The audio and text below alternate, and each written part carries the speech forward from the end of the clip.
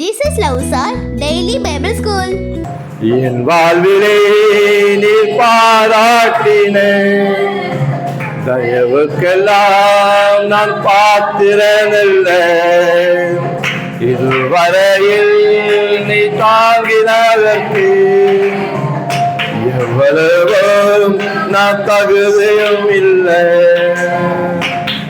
வாழ்விலே நீ பாராட்டின தயவுக்கெல்லாம் நான் பாத்திரனல்ல.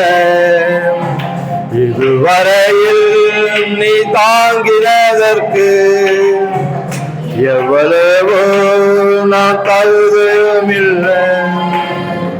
மறவலே உடலிருந்தேன், விலகாமலே நடத்தி வந்தேன். மறவலே உடனிருந்து விலகாமலே நடத்தி வந்தே.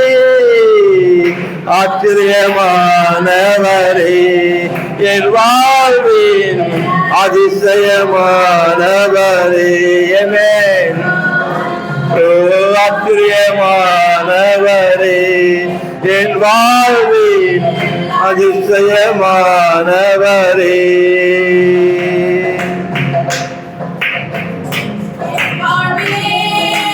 பாராட்டின தயவுக்கெல்லாம் நான் பாத்திரனல்ல.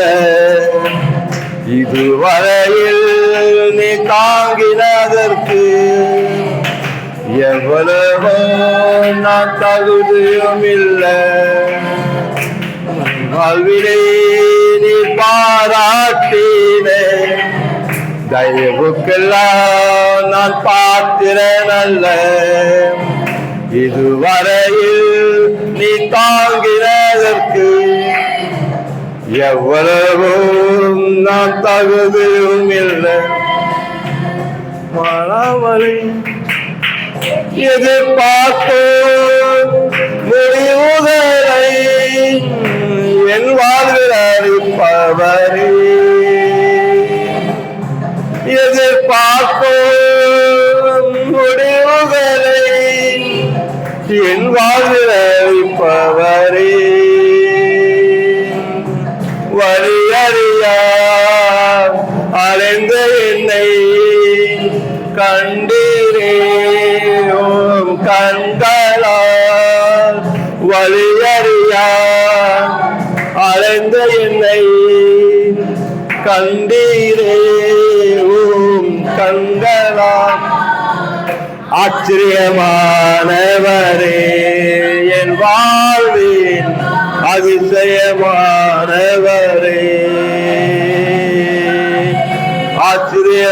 ஆச்சரியமானவரே என் வாழ்வின் அதிசயமானவரே.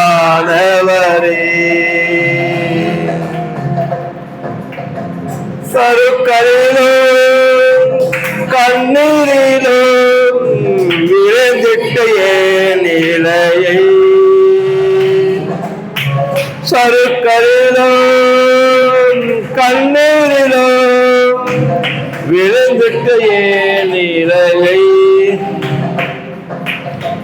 வழியறியா நாட்களுக்கு சரியாக என்னை மகிழச்சில் துன்பங்களை கண்ட நாட்களுக்கு அப்பா சரியாக என்னை மகிழச்சில். ஆச்சரியமானவரே என் வாழ்வின் அதிசயமானவரே.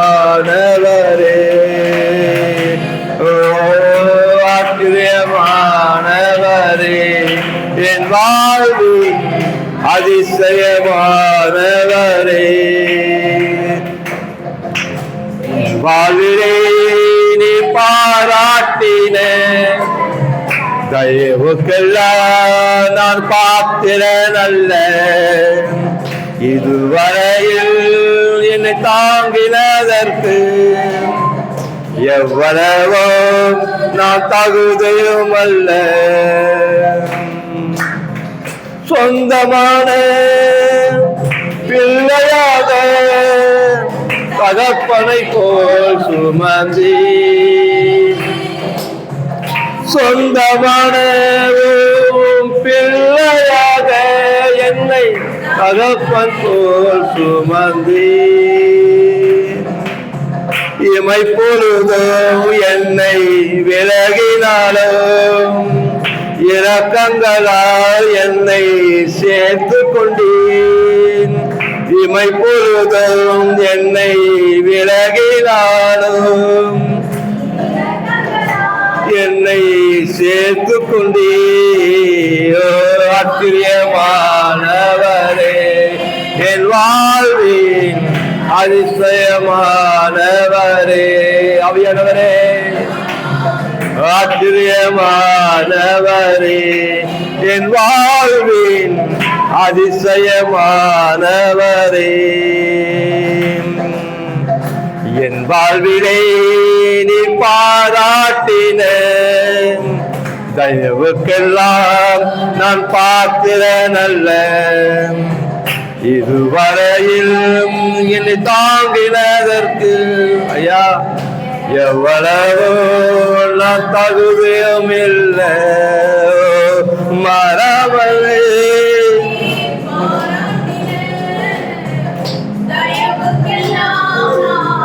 பாத்திரன்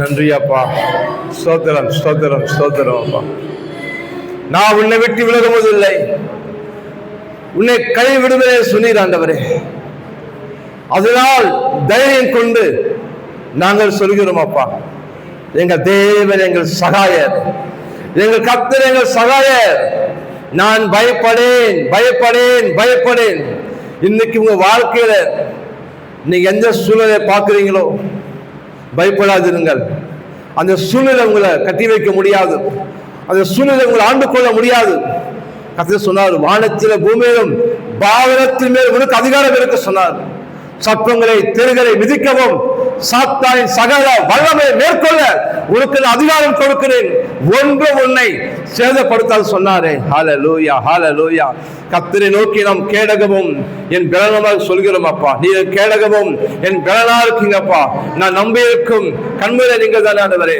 ஆபத்து காலத்தில் அனுகூல துணையமா இருக்கீங்களே தகப்பனே சிங்கத்தின் மேலும் விரியன் பாம்பு மேலும் நீ நடந்து பால சிங்கத்தின் வலு சர்ப்பத்தை மிதித்து போடுவாய் சொன்னீரேன் ஒன்று தீண்டாத சொன்னீரேன் ஒன்று சேதப்படுத்த முடியாது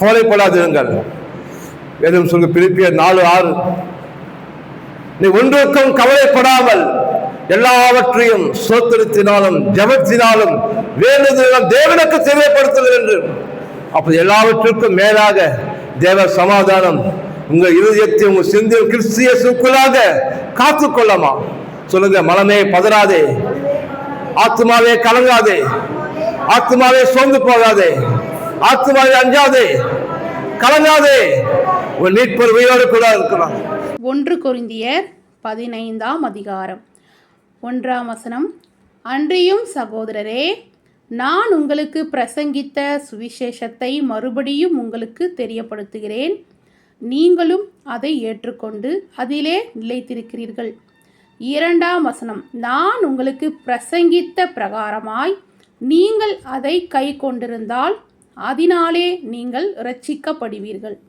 மற்றபடி உங்கள் விசுவாசம் விருதுவாயிருக்குமே 3ஆம் வசனம் நான் அடைந்ததும் உங்களுக்கு பிரதானமாக ஒப்புவித்ததும் என்னவென்றால் கிறிஸ்துவானவர் வேத வாக்கியங்களின்படி நமது பாவங்களுக்காக மரித்து 4ஆம் வசனம் அடக்கம் பண்ணப்பட்டு வேத வாக்கியங்களின்படி 3ஆம் நாளில் உயிர்த்தெழுந்து 5ஆம் வசனம் கேபாவுக்கும் பின்பு 12 தரிசனமானார் 6ஆம் வசனம் அதன் பின்பு அவர் 500 பேருக்கு அதிகமான சகோதரருக்கும் ஒரு வேளையில் தரிசனமானார் அவர்களில் அநேகர் இந்நாள் வரைக்கும் இருக்கிறார்கள் சிலர் மாத்திரம் நித்திரை அடைந்தார்கள் 7ஆம் வசனம் பின்பு யாக்கோபுக்கும் அதன் பின்பு அப்போஸ்தலர் எல்லோருக்கும் தரிசனமானார் 8ஆம் வசனம் எல்லோருக்கும் பின்பு அகால பிறவி போன்ற எனக்கும் தரிசனமானார்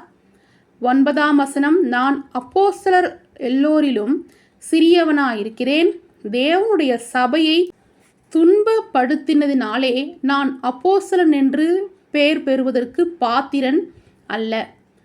10ஆம் வசனம், ஆகிலும் நான் இருக்கிறது தேவ கிருபையினாலே இருக்கிறேன். அவர் எனக்கு அருளிய கிருபை விருதுவா இருக்கவில்லை. அவர் எல்லோரிலும் நான் அதிகமாய் பிரயாசப்பட்டேன். ஆகிலும் நான் அல்ல, என்னுடனே இருக்கிற தேவ கிருபையே அப்படி செய்தது. 11ஆம் வசனம், ஆகையால் நானாகிலும் அவர்களாகிலும் இப்படியே பிரசங்கித்து வருகிறோம், நீங்களும் இப்படியே விசுவாசிக்கிறீர்கள். 12ஆம் வசனம், கிறிஸ்து மரித்தோரிலிருந்து எழுந்தார் என்று பிரசங்கிக்கப்பட்டிருக்க மரித்தோரின் உயிர்த்தெழுதல் இல்லை என்று உங்களில் சிலர் எப்படி சொல்லலாம்? 13ஆம் வசனம், மரித்தோரின் உயிர்த்தெழுதல் இல்லாவிட்டால் கிறிஸ்துவும் எழுந்திருக்கவில்லையே. 14ஆம் வசனம், கிறிஸ்து எழுந்திருக்கவில்லை என்றால் எங்கள் பிரசங்கமும் விருதா, உங்கள் விசுவாசமும் விருதா. 15ஆம் வசனம், மரித்தோர் உயிர்த்தெழாவிட்டால் தேவன் எழுப்பாத கிறிஸ்துவை அவர் எழுப்பினார் என்று நாங்கள் தேவனை குறித்து சாட்சி சொன்னதினாலே தேவனுக்காக பொய் சாட்சி சொல்லுகிறவர்களாகவும் காணப்படுவோமே. 16ஆம் வசனம், மரித்தோர் உயிர்த்தெழாவிட்டால் கிறிஸ்துவும் எழுந்திருக்கவில்லை. 17ஆம் வசனம், கிறிஸ்து எழுந்திராவிட்டால் உங்கள் விசுவாசம் வீணாயிருக்கும், நீங்கள் இன்னும் உங்கள் பாவங்களில் இருப்பீர்கள். 18ஆம் வசனம், கிறிஸ்துவுக்குள் நித்திரை அடைந்தவர்களும் கெட்டிருப்பார்களே. 19ஆம் வசனம், இம்மைக்காக மாத்திரம் நாம் கிறிஸ்துவின் மேல் நம்பிக்கையுள்ளவர்களாயிருந்தால் எல்லா மனுஷரை பார்க்கிலும் பரிதபிக்கப்பட்ட தக்கவர்களாயிருப்போம். 20ஆம் வசனம், கிறிஸ்துவோ மரித்தோரிலிருந்து எழுந்து நித்திரை அடைந்தவர்களில் முதற் பலனானவர். 21ஆம் வசனம், மனுஷனால் மரணம் உண்டானபடியால் மனுஷனால் மரித்தோரின் உயிர்த்தெழுதலும் உண்டாயிற்று.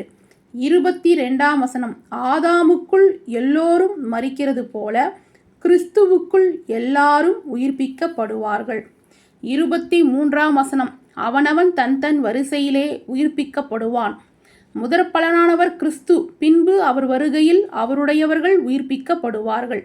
24ஆம் வசனம், அதன் பின்பு முடிவு உண்டாகும், அப்பொழுது அவர் சகல துரைத்தனங்களையும் சகல அதிகாரத்தையும் வல்லமையும் பரிகரித்து தேவனும் பிதாவுமாயிருக்கிறவருக்கு ராஜ்யத்தை ஒப்பு கொடுப்பார்.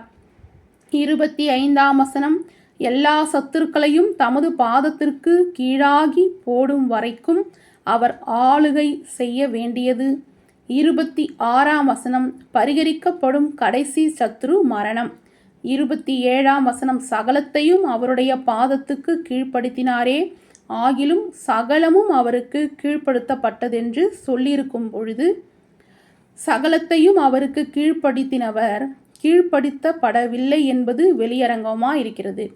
28ஆம் வசனம், சகலமும் அவருக்கு கீழ்ப்பட்டிருக்கும் போது தேவனே சகலத்திலும் சகலவுமாயிருப்பதற்கு குமாரன் தாமும் தமக்கு சகலத்தையும் கீழ்ப்படுத்தினவருக்கு கீழ்ப்பட்டிருப்பார்.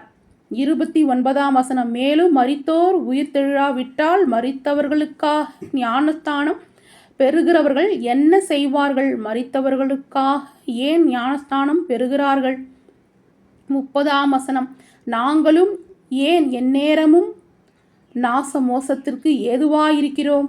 31ஆம் வசனம், நான் அனுதினமும் சாகிறேன், அதை நம்முடைய கர்த்தராகிய கிறிஸ்து இயேசுவினால் உங்களை குறித்து நான் பாராட்டுகிற மேன்மையை கொண்டு சத்தியமாய் சொல்லுகிறேன். 32ஆம் வசனம், நான் எபுசுவிலே துஷ்ட மிருகங்களுடனே போராடினேன் என்று மனுஷர் வழக்கமாய் சொல்லுகிறேன். அப்படி போராடினாலே எனக்கு பிரயோஜனம் என்ன? மரித்தோர் உயிர்த்தெழாவிட்டால் புசிப்போம், குடிப்போம், நாளைக்கு சாவோம் என்று சொல்லலாமே. 33ஆம் வசனம், மோசம் போகாதிருங்கள், ஆகாத சம்பாஷணைகள் நல்லொழுக்கங்களை கெடுக்கும். 34ஆம் வசனம், நீங்கள் பாவம் செய்யாமல் நீதி கேட்க விழித்து கொண்டு தெளிந்தவர்களாயிருங்கள். சிலர் தேவனை பற்றி அறிவில்லாதவர்களாயிருக்கிறார்களே. உங்களுக்கு வெட்கம் உண்டாக இதை சொல்லுகிறேன். 35ஆம் வசனம், ஆகிலும் மரித்தோர் எப்படி எழுந்திருப்பார்கள், எப்படிப்பட்ட சரீரத்தோடே வருவார்கள் என்று ஒருவன் சொல்வானாகில். 36ஆம் வசனம், புத்தியீனனே, நீ விதைக்கிற விதை செத்தாலொழிய உயிர்க்க மாட்டாதே. 37ஆம் வசனம், நீ விதைக்கிற போது இனி உண்டாகும் மேனியை விதையாமல் கோதுமை அல்லது மற்றொரு தானியத்தினுடைய வெறும் விதையே விதைக்கிறாய். 38ஆம் வசனம், அதற்கு தேவன் தமது சித்தத்தின்படியே மேனியை கொடுக்கிறார். விதை வகைகள் ஒவ்வொன்றிற்கும் அதற்கு ஏற்ற மேனியையே கொடுக்கிறார். 39ஆம் வசனம், எல்லா மாமிசமும் ஒரு விதமான மாமிசம் அல்ல. மனுஷருடைய மாமிசம் வேறே, மிருகங்களுடைய மாமிசம் வேறே, மச்சங்களுடைய மாமிசம் வேறே, பறவைகளுடைய மாமிசம் வேறே. 40ஆம் வசனம், வானத்துக்குரிய மேனிகளும் உண்டு, பூமிக்குரிய மேனிகளும் உண்டு.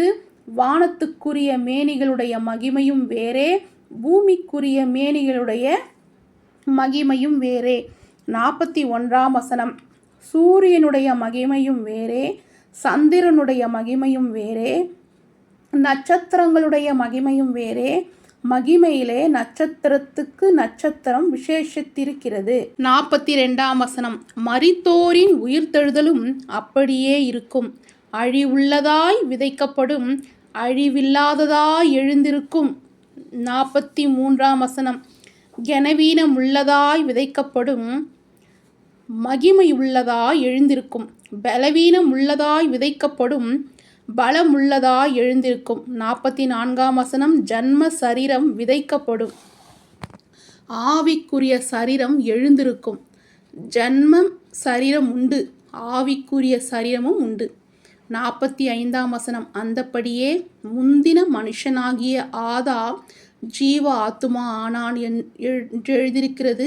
பிந்தின ஆதாம் உயிர்ப்பிக்கிற ஆவியானவர். 46ஆம் வசனம், ஆகிலும் ஆவிக்குரிய சரீரம் முந்தினது அல்ல, ஜன்ம சரீரமே முந்தினது, ஆவிக்குரிய சரீரம் பிந்தினது. 47ஆம் வசனம், முந்தின மனுஷன் பூமியிலிருந்து உண்டான மண்ணானவன், இரண்டாம் மனுஷன் வானத்திலிருந்து வந்த கர்த்தர்.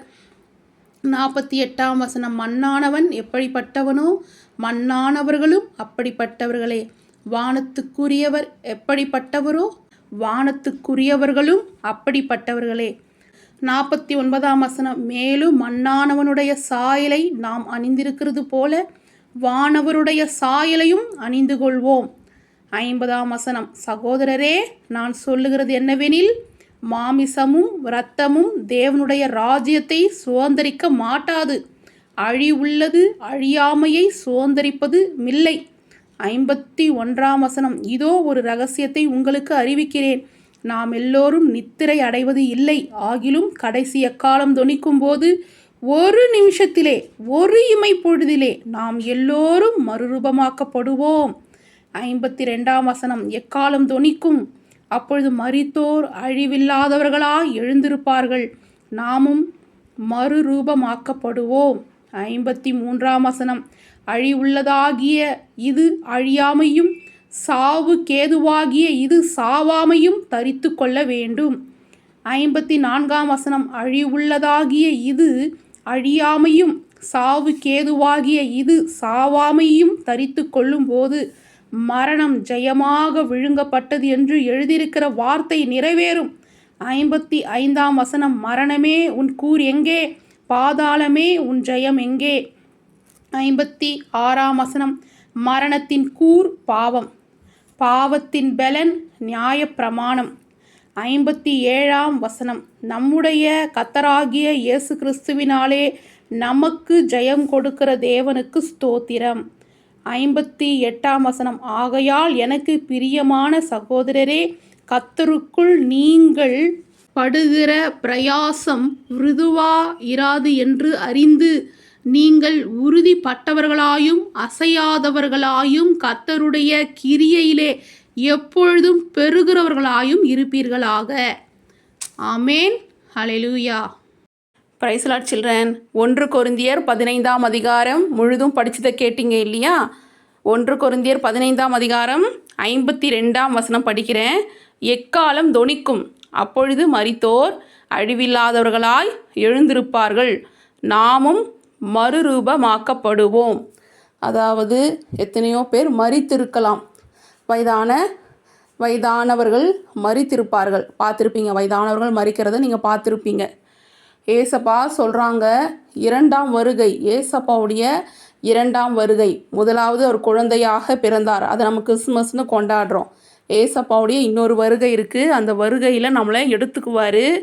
மரித்தவங்க கூட ஏசப்பா என்ன பண்ணுவாங்களாம், உயிரோடு எழுந்திருக்க செய்வாராம். அது மட்டும் அல்லாமல் நாமும் மறுரூபமாக்கப்படுவோம் அப்படின்னு எழுதியிருக்கு.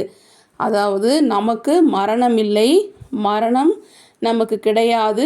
எக்காலம் தொனிக்கும் பொழுது, ஒரு நொடி பொழுதிலே, இமை பொழுதிலே, நான் இப்போ கண்ணை மூடுறோம் பார்த்தீங்களா, இமை, அந்த இமை பொழுதில் மறுரூபமாக்கப்படுவோம்னு இருக்குது. ஓகேவா சில்ட்ரன்? அதனால ஏசப்பாவுடைய வருகை சமீபமாக இருக்குது. இதை அறிந்தவர்களாய் நம்ம ஃப்ரெண்ட்ஸுங்கிட்டையும் நம்ம என்ன பண்ணணும், அவ்வப்போது சொல்லணும், ஏசப்பா மீண்டும் வருவாங்க, இமை பொழுதில் நம்மளை ஏசப்பா மறுரூபமாக்கி கொண்டு போவார். இந்த சரீரம் இல்லை, ஏசப்பா சாவாமை, அதாவது அழிவில்லாத சரீரத்தை நமக்கு ஏசப்பா கொடுப்பாரு. அதுதான் மறுரூபம். ஏசப்பா கிட்ட நம்ம போயிடுவோம். அதனால இந்த பூமியில் நம்ம பிரியமாக, ஏசப்பாவுக்கு பிரியமாக வாழணும், அவர் சித்தத்தை செய்யணும், பரிசுத்தமாக வாழணும் அப்படி என்ற எண்ணத்துடன் நம்மளும் இருக்கணும். நம்ம ஃப்ரெண்ட்ஸுங்க, நம்மளுடைய உறவினர்கள், நம்முடைய சகோதரிகள், உங்களுக்கு தங்கச்சி தம்பி எல்லாம் இருப்பாங்கள்ல, அவங்களுக்கெல்லாம் கூட நீங்கள் என்ன பண்ணணும், அவ்வப்போது ஏசப்பாவை பற்றி சொல்லி அவருடைய வருகைக்காக காத்திருக்கணும். எப்படி பெல் அடித்த உடனே என்ன பண்ணுறீங்க, வீட்டுக்கு போகணும், டைம் ஆகிடுச்சி, பெல் அடிச்சிட்டாங்க அப்படின்னு நான் சொல்கிறீங்களோ, அதுபோல் எக்காலம் ஊதுறாங்க, எக்கால சத்தம் கேட்டோன்னே நம்ம மறுரூபமாக போகிறோம் அப்படி என்ற எண்ணமும் உங்களுக்கு வரணும். நீங்கள் அநேகரை ஆயத்தப்படுத்தணும், நீங்களும் ஆயத்தமாகணும், அநேகரை ஆயத்தப்படுத்தணும். ஓகேவா சில்ட்ரன்ஸ்? இப்போ உங்களை கேள்வி கேட்கலாமா? நம்முடைய கர்த்தராகிய இயேசு கிறிஸ்துவினாலே நமக்கு டேஷ் கொடுக்கிற தேவனுக்கு ஸ்தோத்திரம். ஆ ஜெயம், ஆ தோல்வி, ஈ வெற்றி. சரியான விடையை எடுத்து எழுதுங்க. கர்த்தர் உங்களை அளவில்லாமல் நிறைவாக ஆசீர்வதிப்பார்.